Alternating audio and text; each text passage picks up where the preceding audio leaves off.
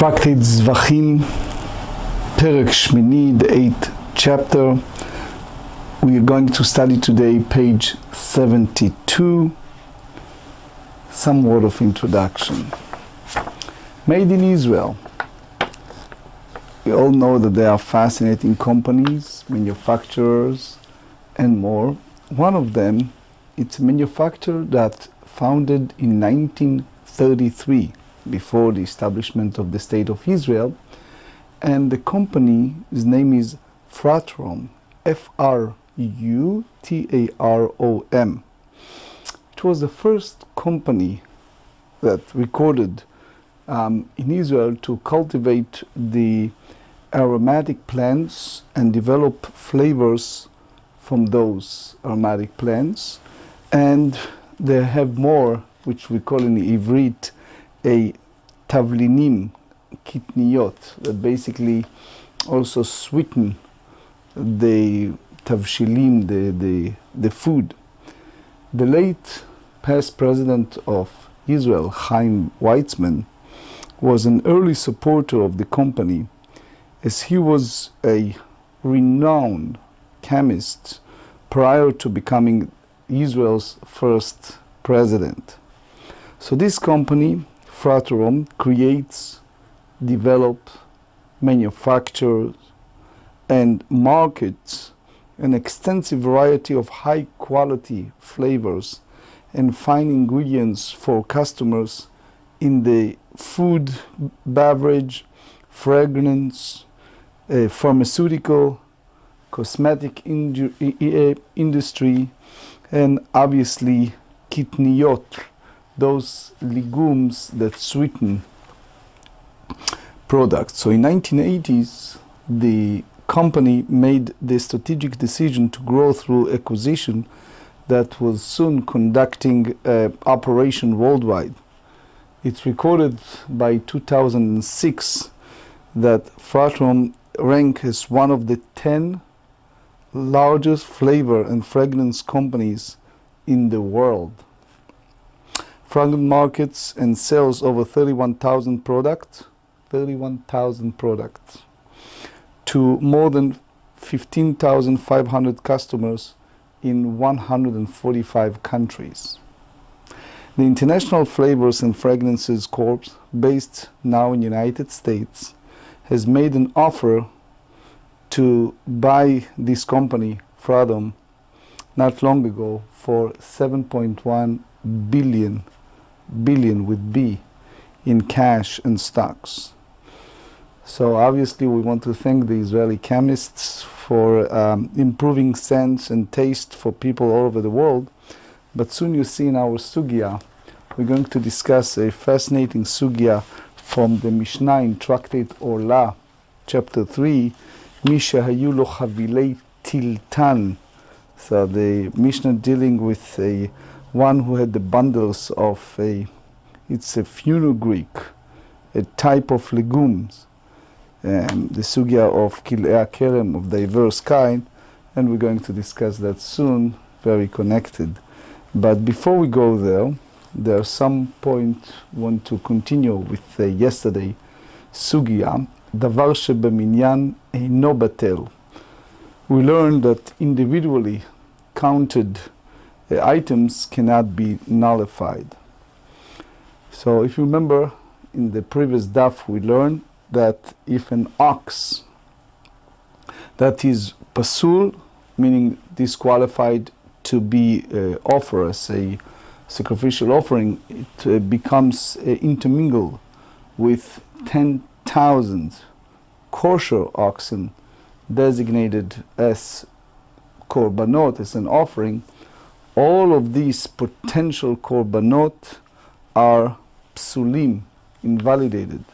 So in a simple language, just used to day by day language, imagine the ox woke up angry, ran to a first person, hit him, killed him, and obviously by the biblical term, that ox deserves skila, deserves stoning. So nigmar dino leskila, there's already bet din rules that oxen should be stoned, and he entered to a eder to a flock of 10,000 offering. So he basically oser et kulam, it's prohibited all of them.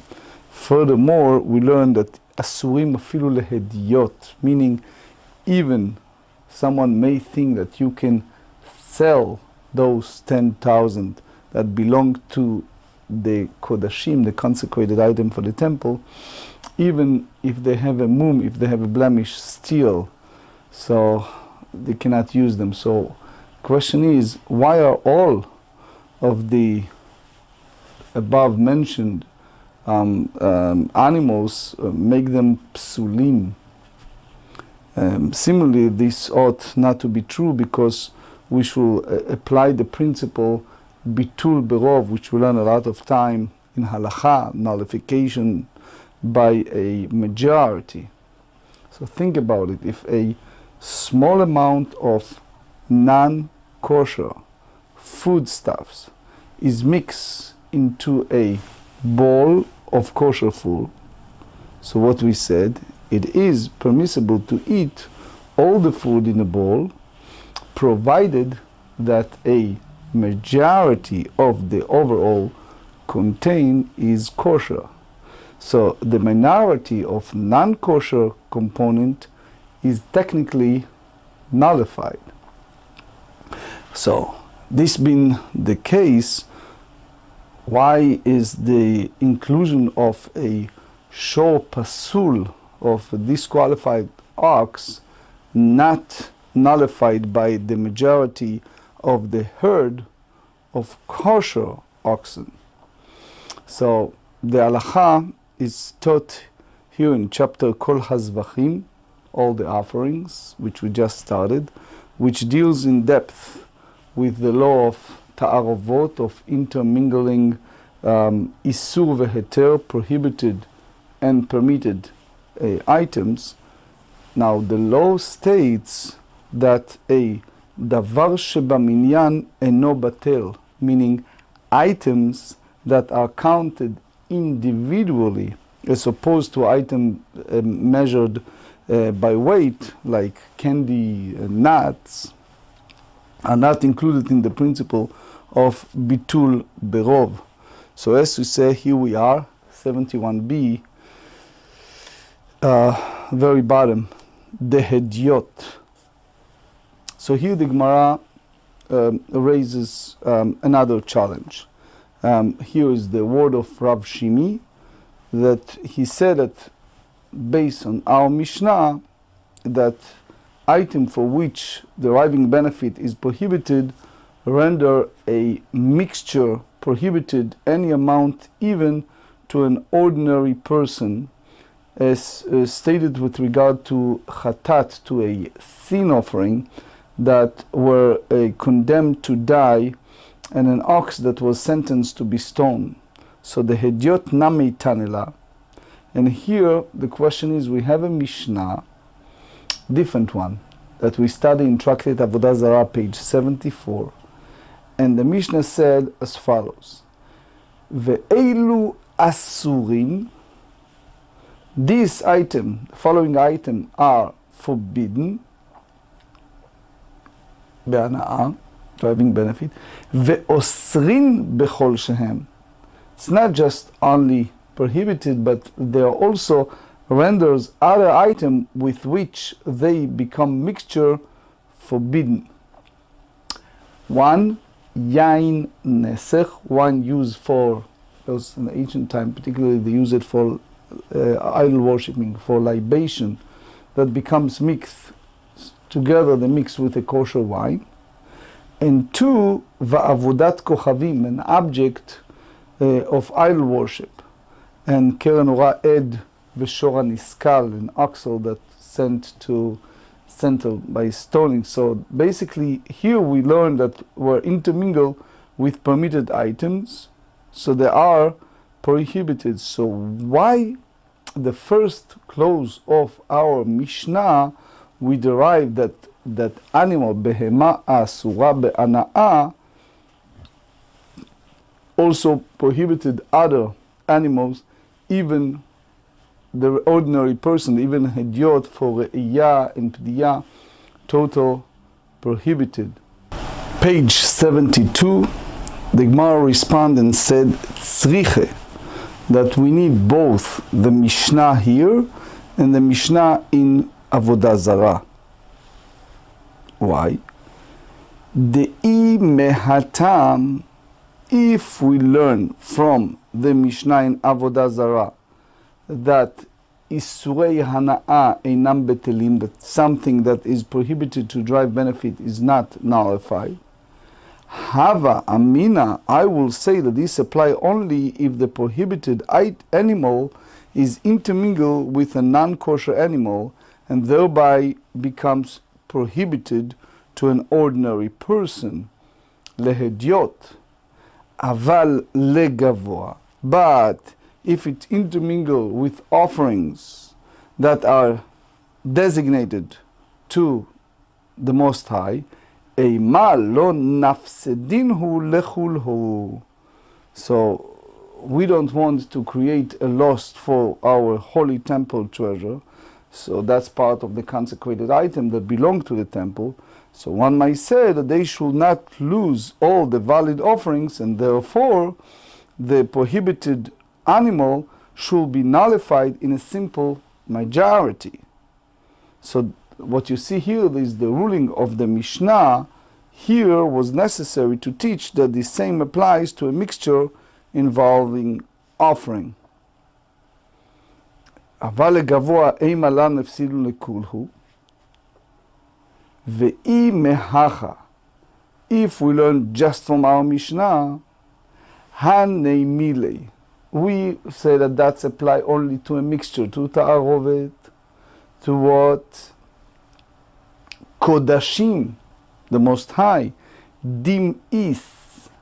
So we hold that it's inappropriate, it's incongruous that animal that prohibited to use for the Beit HaMikdash, for the altar, you hold that they will be offered because of the rule of Betel Berov, that we go by the majority. However, Aval Hullin, however, with regard to driving benefit from a non-sacred animal from this mixture, Delo Meis, which is not repulsive act, Eima Isurei Hana'a Libatlei Beruba. So one might say, let the items from which driving benefit is prohibited be nullified in a majority. So consequently, tzricha, so the Mishnah in Avodah Zarah and our Mishnah is necessary, we need both of them. So the Gemarah asks, v'nibatlu beruba.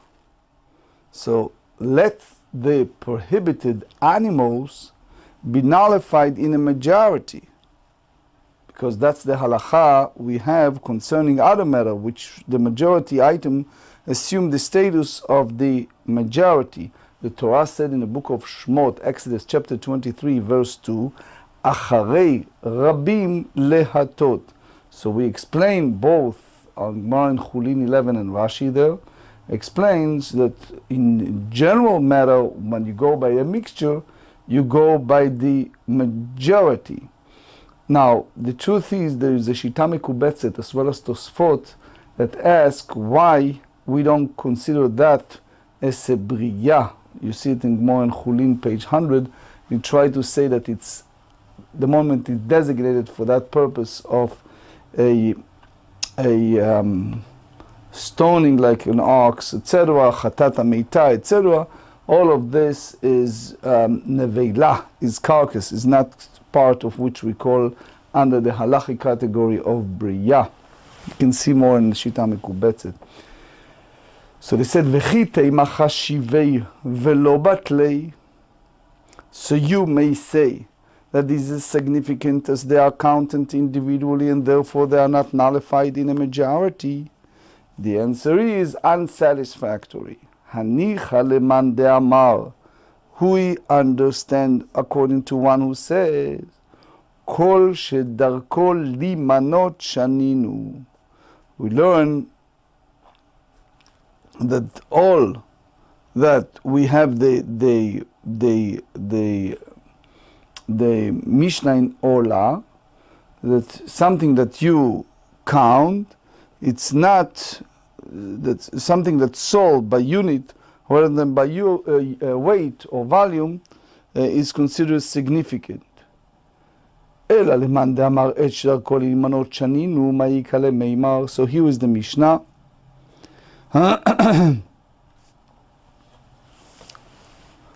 Let's a little bit introduction to this Mishnah Orla, chapter 3, Mishnayot 6 and 7. If you tell me that something are be counted, which is that are sometimes sold by unit rather than by weight or volume, is considered significant. So this definition includes animals, as they are sometimes sold as individual animals, and therefore they should be considered significant. But if you go by the one who says that the item that exclusively be counted, which is that one is always sold by unit, is considered significant. So although animals are often sold by unit, they are occasionally sold as part of a herd and will therefore not be considered significant. So here is the source we try to derive here from Chavilei Tiltan, from some type of legumes that they are Mishayulu Chavilei Tiltan, and according to Yerushalmi and others, the bundle, it's talking about at least 25 branches. The Mefaresh explain it, etc. Mishayulu Chavilei Tiltan Shel Kil'ei HaKerem. One, we have this bundle of 25 of legumes that were diverse kinds planted in a vineyard. So it is prohibited to plant or maintain any crops other than grapes in a vineyard. The Torah said it in Deuteronomy chapter 22 verse 9.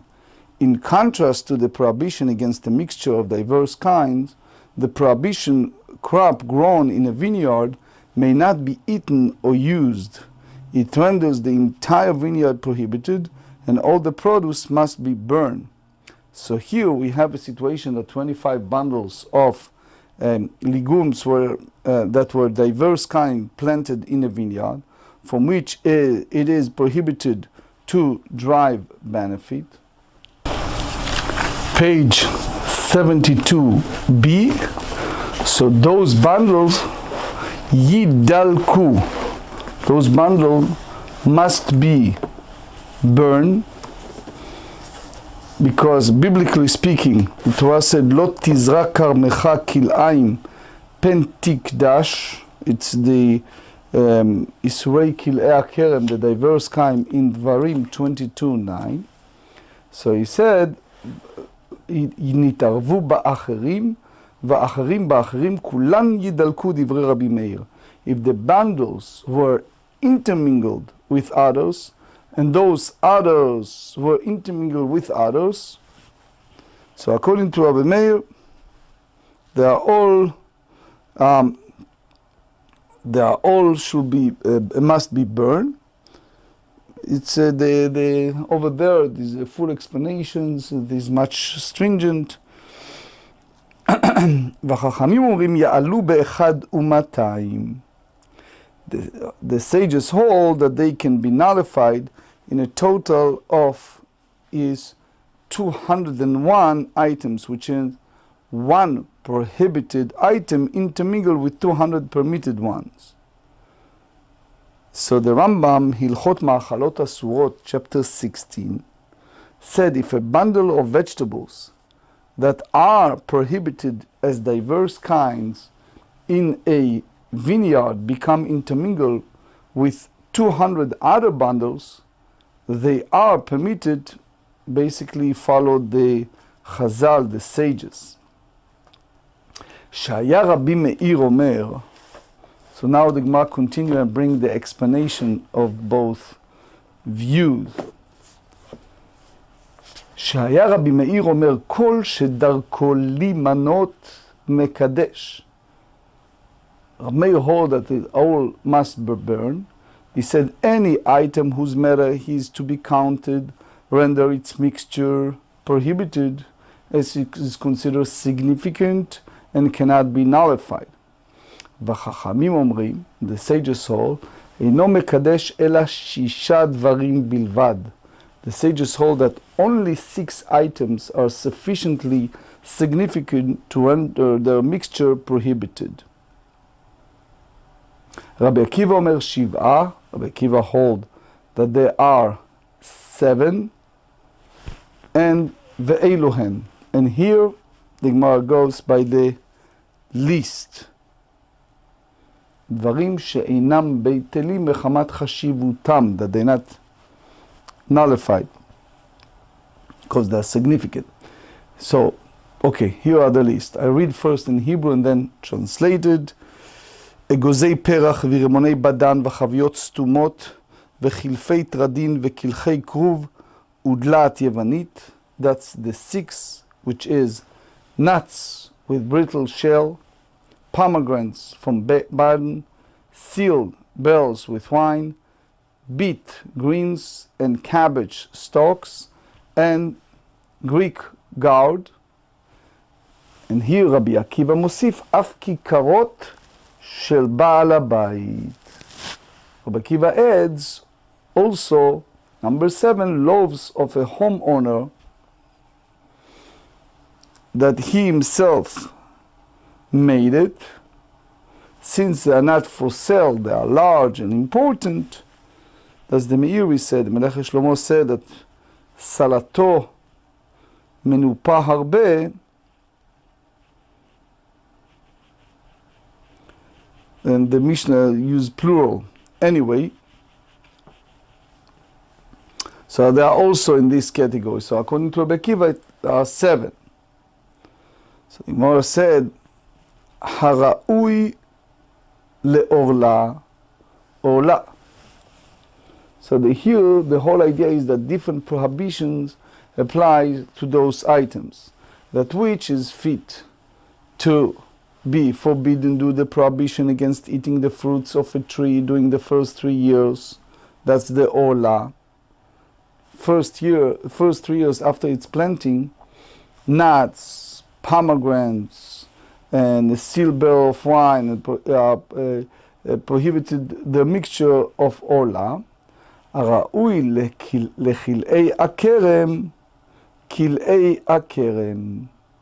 That which is fit to be forbidden due to a diverse kind planted in a vineyard, which is beet, cabbage, and gourd, prohibit the mixture as diverse kinds in a vineyard.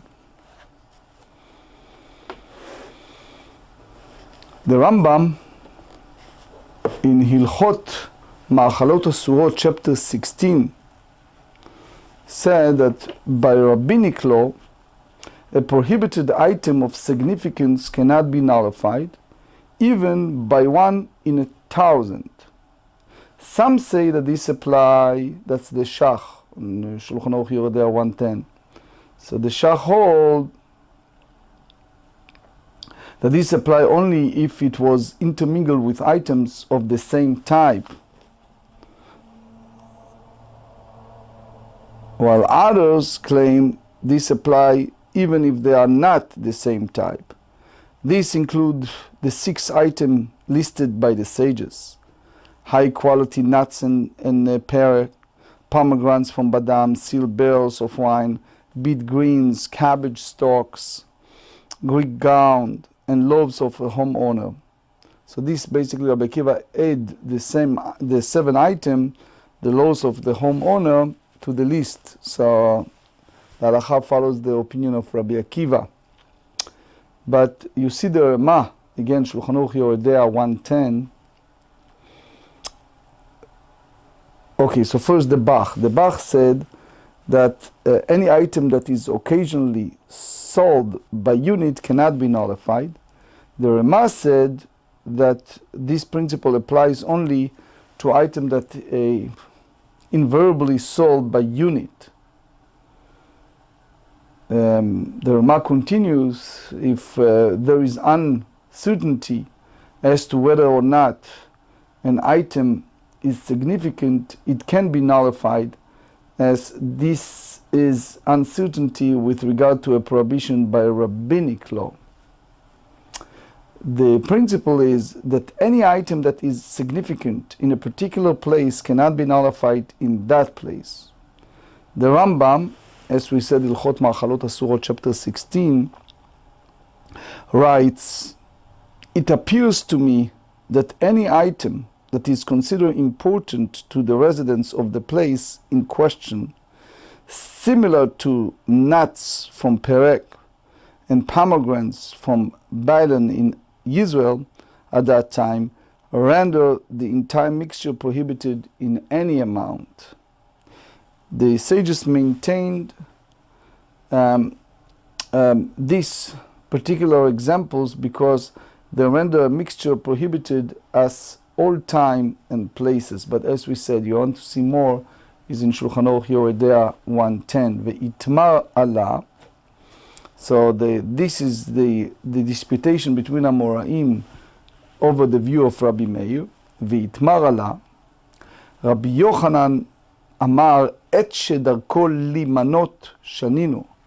So Rabbi Yochanan hold, understanding the words of Rabbi Meir, that only an item whose manner is exclusively to be counted is significant and cannot be nullified, and therefore renders its mixture prohibited according to the opinion of Rabbi Meir. Rabbi Shimon ben Lakish omer, kol shedarko limanot shaninu.